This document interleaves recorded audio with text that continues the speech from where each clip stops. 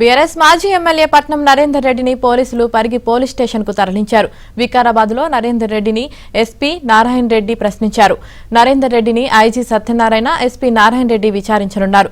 నరేందర్ రెడ్డికి అనారోగ్య సమస్యలు ఉన్నాయని ఆయన తరపున న్యాయవాది చెప్పారు. అటు లగచర్ల వెళ్తుండగా డీకే అరుణను పోలీసులు అడ్డుకున్నారు. మన్నెగూడ జనగాం దారిలో డీకే అరుణ వాహనాన్ని పోలీసులు ఆపేశారు. పోలీసుల తీరుపై డీకే అరుణ ఆగ్రహం వ్యక్తం చేశారు. ఎంపీగా తన నియోజకవర్గంలో పర్యటించే హక్కు లేదా అని ప్రశ్నించారు.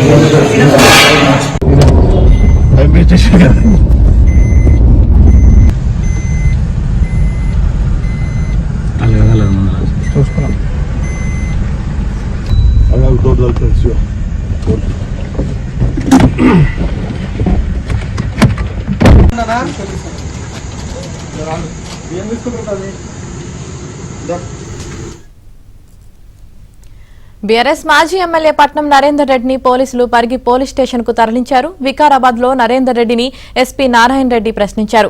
నరేందర్ రెడ్డిని ఐజీ సత్యనారాయణ, ఎస్పీ నారాయణ రెడ్డి విచారించనున్నారు.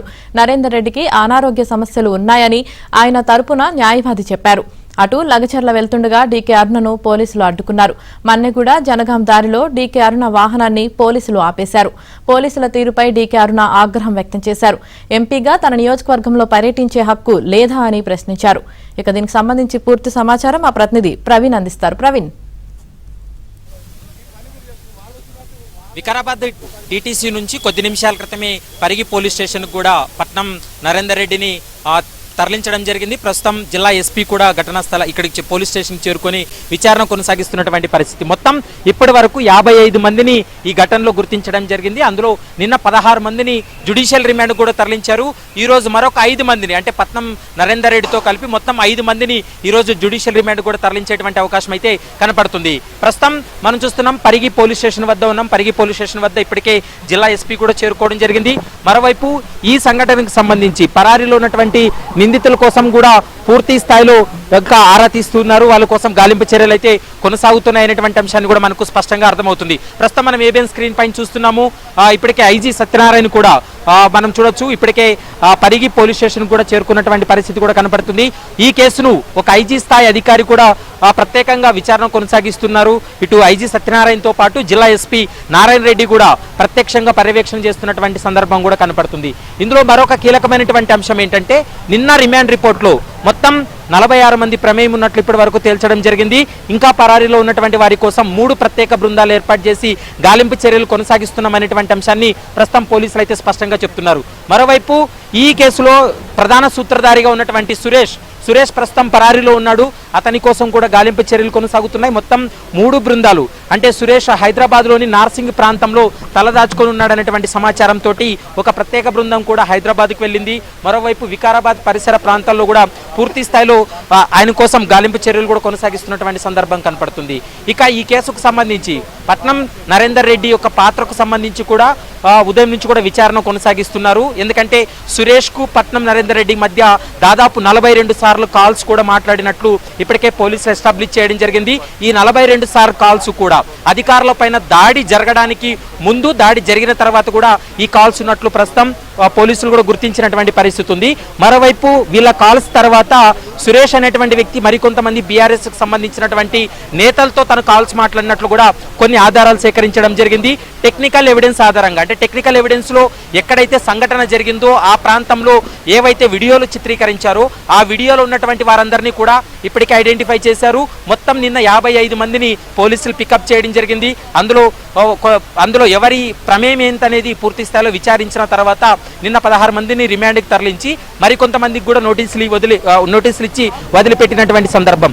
ఇప్పుడు జరగబోయేటువంటి విచారణలో ఇప్పుడు పట్నం నరేందర్ రెడ్డి విచారణ తర్వాత సురేష్ దొరికినట్లయితే ఇందులో కుట్రదారుడు, పాత్రదారుడు, మరోవైపు ఇదంతా కూడా ప్రీ ప్లాన్డ్ గా చేసినటువంటి ఒక చర్యగానే పోలీసులు భావిస్తూ ఉన్నారు. కాబట్టి సురేష్ దొరికిన తర్వాత మరికొన్ని సంచలనమైనటువంటి విషయాలు కూడా బయటపడేటువంటి అవకాశాలు అయితే కనపడుతున్నాయి. కేవలం ఇందులో బీఆర్ఎస్ మాజీ ఎమ్మెల్యే నరేందర్ రెడ్డి పాత్ర మాత్రమే ఉందా, ఇతరత్ర వ్యక్తుల పాత్ర ఏమైనా ఉందన్న కోణంలో కూడా ఇంకా దర్యాప్తు చేయాల్సినటువంటి అవసరం ఉంటుంది.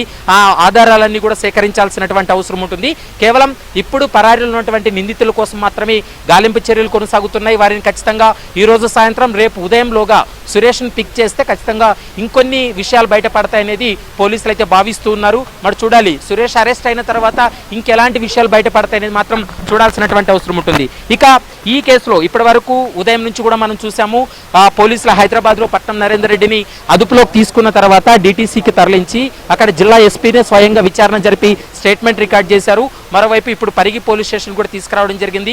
ఇక్కడి నుండి వైద్య పరీక్షలకు తరలిస్తారు. వైద్య పరీక్షల అనంతరం కొడంగల్ న్యాయస్థానం ముందు కూడా హాజరుపరిచిన తర్వాత జ్యుడిషియల్ రిమాండ్ కూడా తరలించేటువంటి అవకాశం అయితే కనపడుతుంది.